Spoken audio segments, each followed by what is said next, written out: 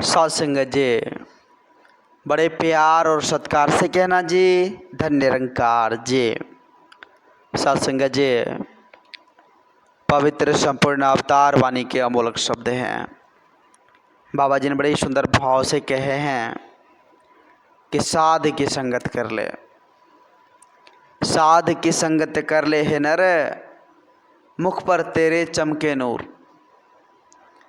जब संत महात्माओं की संगतें हो जाती है, संत महात्माओं का संग हो जाता है, तो ये नूर साध संगत जी चेहरे की चमक दमक कुछ अलग हो जाती है। कहते हैं कि साध की संगत कर ले है नर, मन का मल सब होवे दूर, मन का मल सब होवे दूर।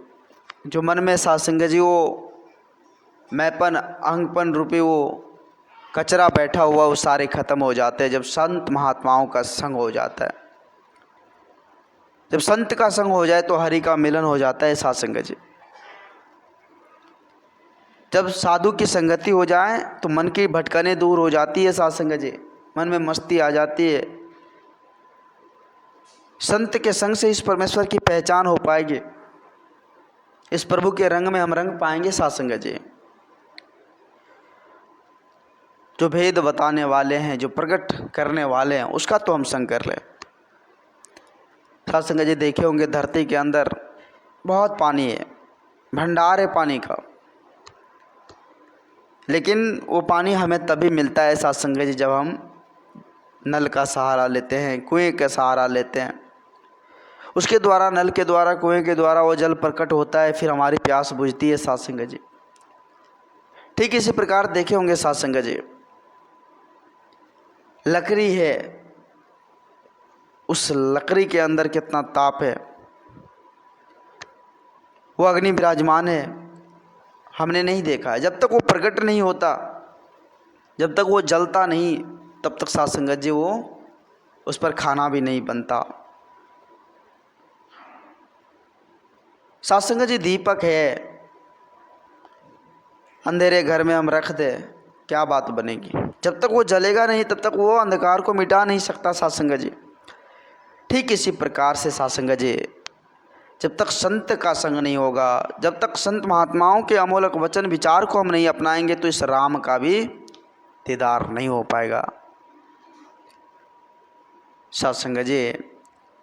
इस रमे राम का ज्ञान 3 प्रकार से होता है, इस पर विश्वास 3 तरह से होता है मालिक। एक तो शास्त्र के द्वारा, शास्त्र बताते हैं, फिर गुरु बताते हैं, गुरु के द्वारा, फिर अपने आप के द्वारा। सपोज कीजिए किसी ने कह दिया साध संगत जी कि गुरु मीठा होता है, तो शास्त्र में हम यह बात पढ़ लिए कि निरंकार हर जगह है, कण कण में विराजमान है, जर्रे जर्रे में है, लेकिन साध संगत जी हमने देखा नहीं। फिर साध संगत जी वो भेद बताने वाले, वो प्रकट करने वाले साध संगत जी सच्चे सतगुरु की कृपा होती है, और गुरु के द्वारा साध संगत जी में प्रतीत होता है, विश्वास होता है, वो दिखाते हैं कि भाई देखो ऐसा गुरु होता है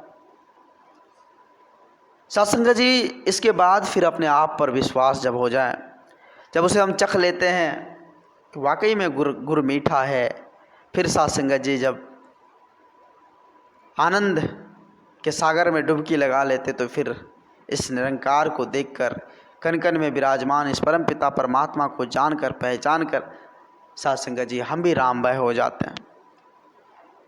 साध संगत जी 3 सीढ़ियाँ, एक शास्त्र, फिर साध संगत जी गुरु की कृपा, शास्त्र की कृपा, गुरु की कृपा और अपने आप की कृपा, ये 3 सीढ़ियाँ को पार करके साध संगत जी हम निर्मल ज्ञान का साक्षात अनुभव कर सकते हैं। आओ साध संगत जी, आज समय के रहबर सदगुरु माता जी की कृपा, आज संत महात्माओं की कृपा, जो इतने सुंदर परिवार, ये सुंदर बुद्धि विचार हम सबों को दिया है, इस निर्मल धारा में नहाने के लिए, गोता लगाने के लिए, डुबकी लगाने के लिए, साध की संगत करने के लिए, क्योंकि साध की संगत से सारे कष्ट मिट जाते हैं, मन का मान खत्म हो जाते हैं। साध संगत जिस मन में धीरज का वास हो जाता है, इस चेहरे पर चमक आ जाती है, नूर चमकता है। तो इसलिए संत महात्माओं की संग करे, क्योंकि संत महात्माओं के संग से ही मन में धीरज आएगा और मन पर काबू होगा। इस रमे राम को हम जान पाएंगे। जब तक अपने आप को हम नहीं सुधारेंगे बात बनने वाली नहीं है। इसलिए कहा गया है कि जब तक अपने आप की कृपा नहीं होगी तब तक इस निरंकार की प्राप्ति नहीं हो सकती। इस निरंकार को, इस रमे राम को जानना है तो अपने आप की कृपा होनी चाहिए, जरूरी है। फिर जाकर साध संगत जी इस निरंकार को हम जान पाएंगे। तो दास अधिक शब्दों का सहारा नहीं लेगा, दास माफ़ी चाहेगा। दास को माफ़ करना, अपने श्री चरणों से जोड़े रखना। दास भूल चूक के लिए आप जैसे भी संत महात्माओं के श्री चरणों में क्षमा चाहेगा। दास नतमस्तक है, दास को भी ऐसी सद्बुद्धि देना जो दास निरंतर आप जी के श्री चरणों से जुड़कर सेवा सत्संग का आनंद लेता रहे। साध संगत जी प्यार से कहना जी, धन्य निरंकार जी।